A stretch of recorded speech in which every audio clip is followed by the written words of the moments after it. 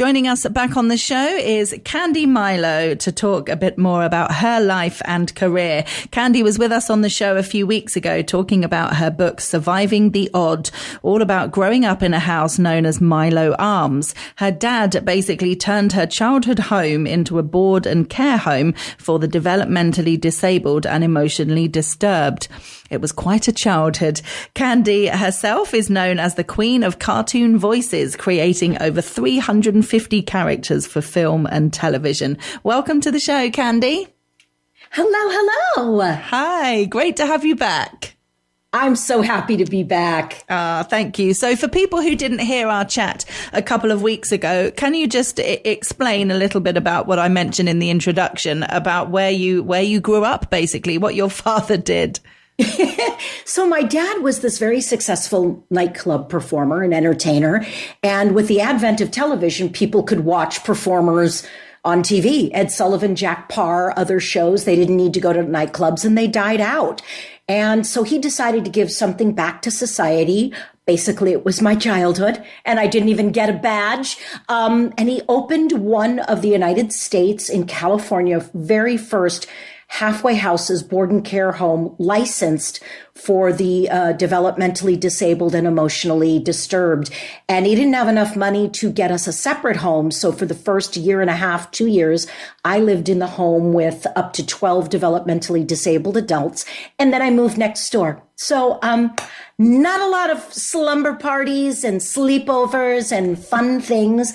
And I've kind of spent my life immersed with social justice for the mentally ill, being very aware of them and trying to recover from the trauma of that kind of a childhood. Yeah.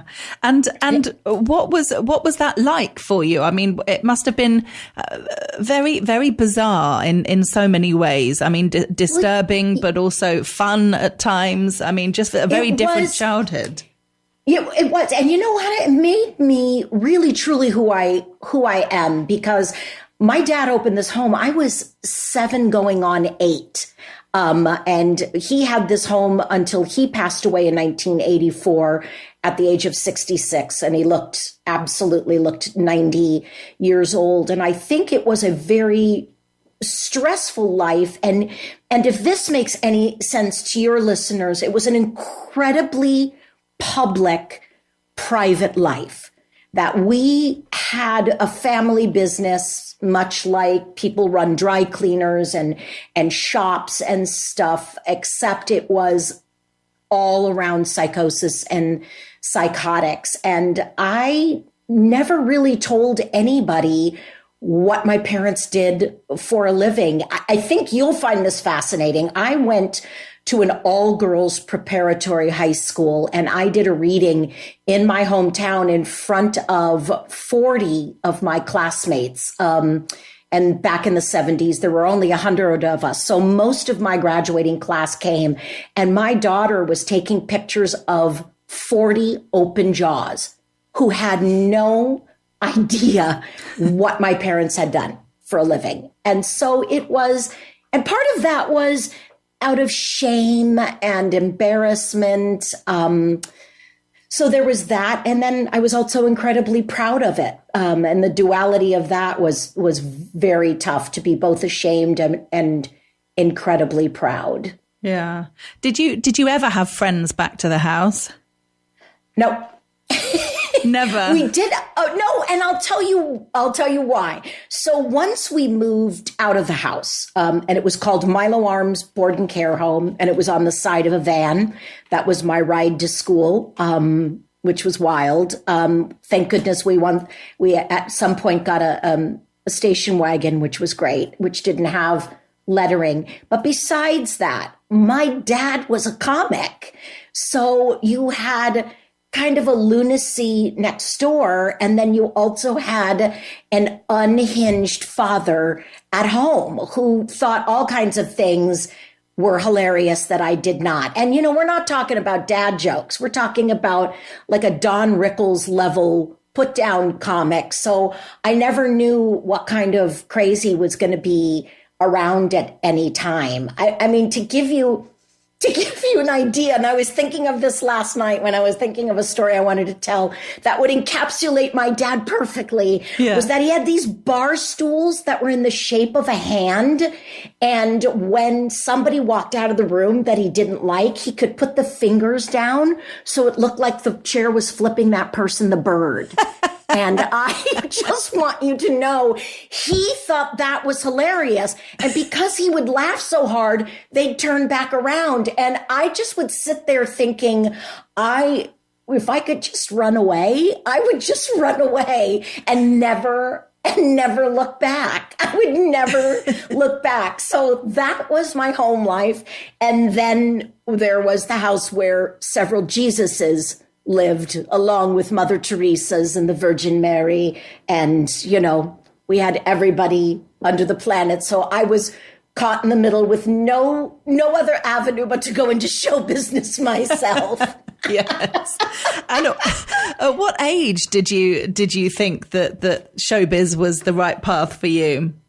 Well, my mom had told this story of me. My dad was performing at a big event for the Shriners in San Francisco, California.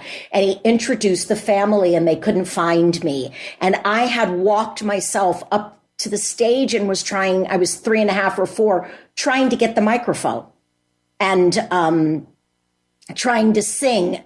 So I think from imitation, very, very young, but I started in musical theater when I was 11 or 12, and then I worked for a theme park. I got the job when I was 15, but they couldn't hire me until I was 16 for child labor laws. And I just kind of always knew this is what I wanted to do. I really wanted to sing, and it's why I moved to Los Angeles. That I really wanted to sing. And then what the universe said was, hang on, hold my beer. We're going to have you do cartoons. And I thought, all right, close enough. At least I get to use my voice. Close enough. And that's kind of where I ended up, where I could be funny, I could sing, and I could make a living. Wow. And how and when did the comedy come about? I think that the first time I realized that I was funny is that I had gotten the title role in Hello, Dolly in high school. And I think I was a sophomore, and I went completely up on the lines. There's a very famous scene between Horace Van de Gelder and Dolly Levi, and I was Dolly, in a restaurant in the Harmonia Gardens. And it's all about pointing, and you go your way and I'll go mine. And there was all of this eating, and I lost where I was, and I completely made up the scene, and then started to do a monologue about a fake childhood that Dolly Levi had, until I could get this other high school student, to end the scene. I'm looking at him imploringly to find a way to get me out of this web I had spun. But in the interim, the audience was just convulsing, because I think they knew that I had gone up. I had no idea where I was in the scene, but they were laughing so hard. And I have to tell you, I've spoken to other comedians.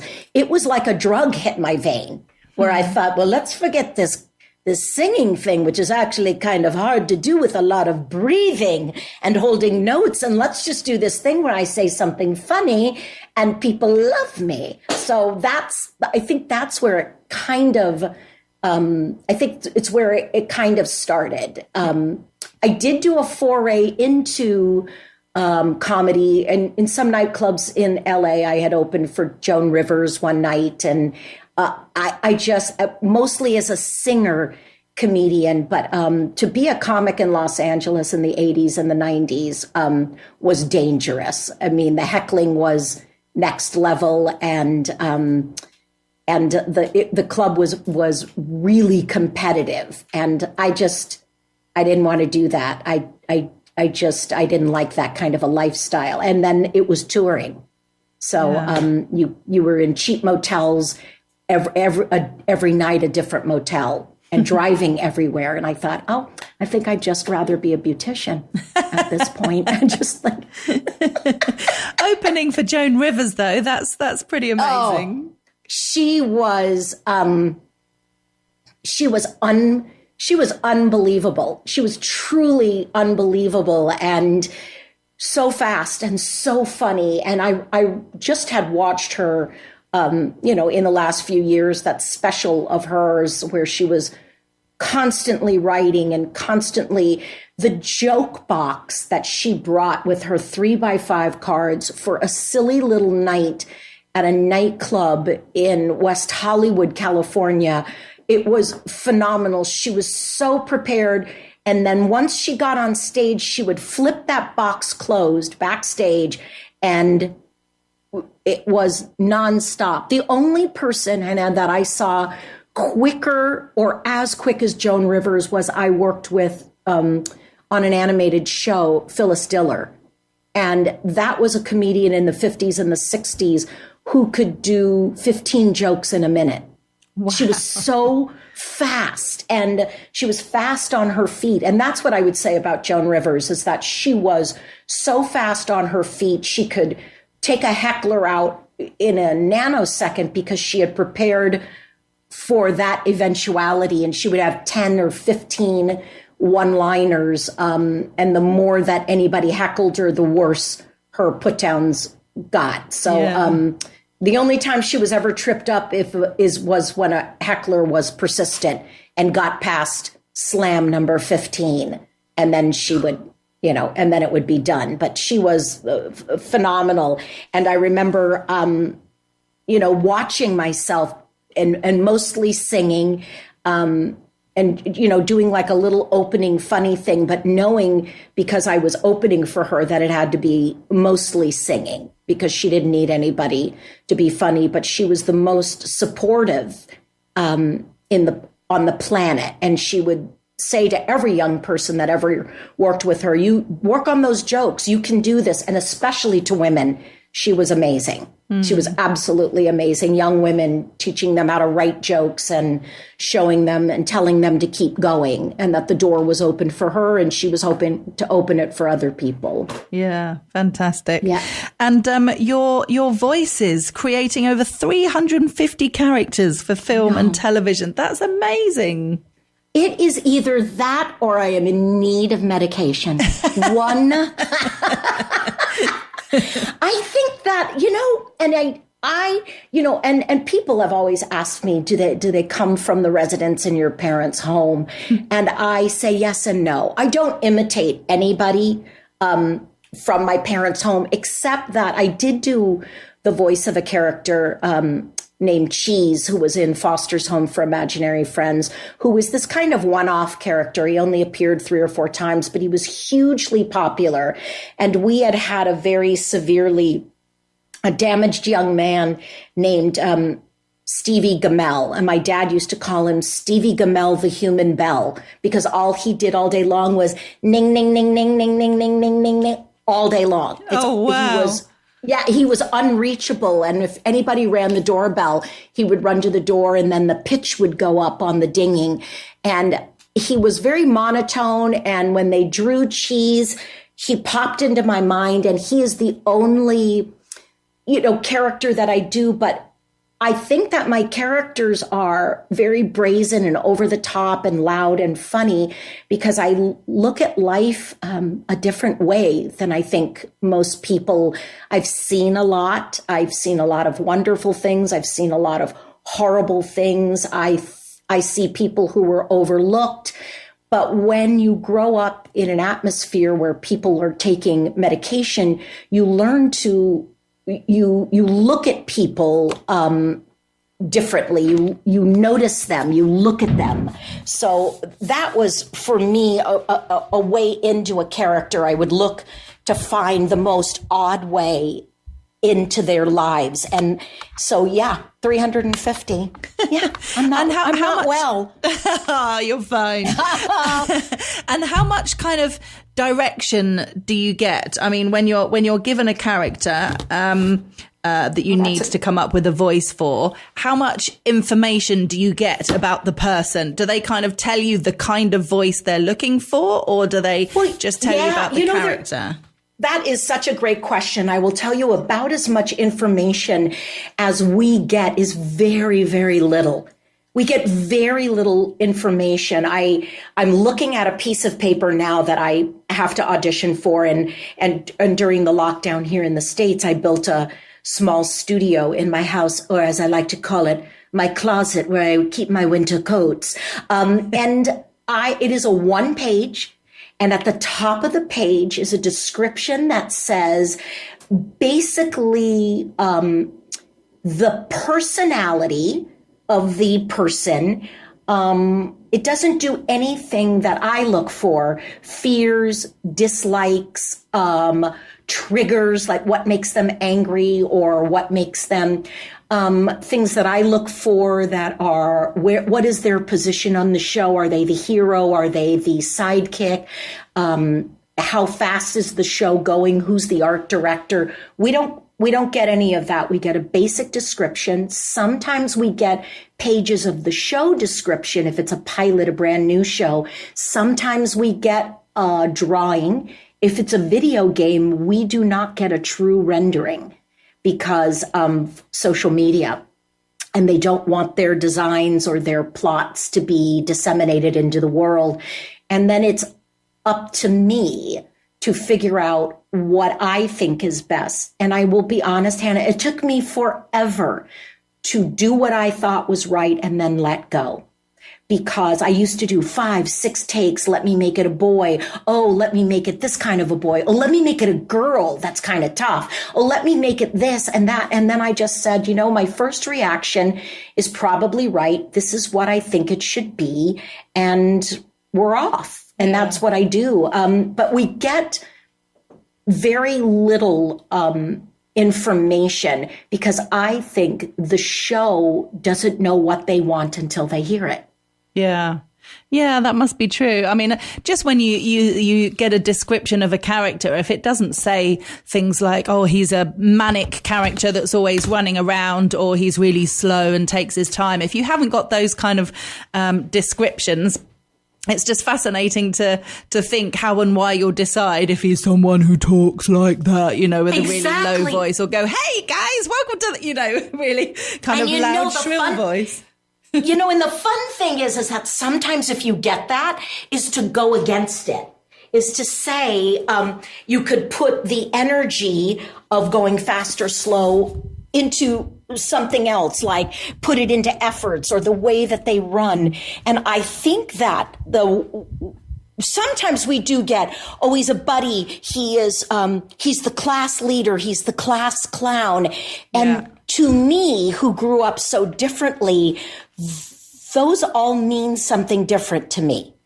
I was the class clown, but I was on the down low class clown. If I didn't study for a test, I would say that I had to use the restroom. And then as I walked out, I would walk into a door, pretend knock myself out, and then I'd be in the nurse's office for the entirety of the test. That's a different level. If somebody is, they'll say not very bright. I have more of an idea of not bright, but they think they are. Yeah. That kind of a thing. I have a little twist on it. And I used to say that I would see singers, especially on Broadway here in the States, that were not very well trained if they were celebrities put into roles. And many of them sang like people that they heard on the radio. And I used to say, these are people with a very limited cultural reach, that they didn't look at the greats, at the Ella Fitzgeralds, at the Judy Garlands, at a different way that they could present their voice. You heard a lot of Alanis Morissette and Britney sound-alikes in the 90s coming to Broadway and going on American Idol and The Voice. And it was just interesting. And I think one of the gifts of growing up like I did was that I was presented with a wide variety of human beings, absolutely. of human beings. Yeah. Well, if people want to read about this wide variety of human beings, they have to get a copy of the book. It's called Surviving the Odd, and it's available on our website, tre.radio. It's by Candi Milo, who we've been chatting with again today. Candi, thank you. I'm so glad we got you back. Oh, I adore you. One of the things I was going to say is don't make me come over there because I think we'd have way too much fun. Oh, me Thank too. you for your graciousness. Yeah, please thanks, do. Hannah. Book a flight. I will. Thanks, Have Candi. You take care. Honey. Bye-bye. Bye-bye now.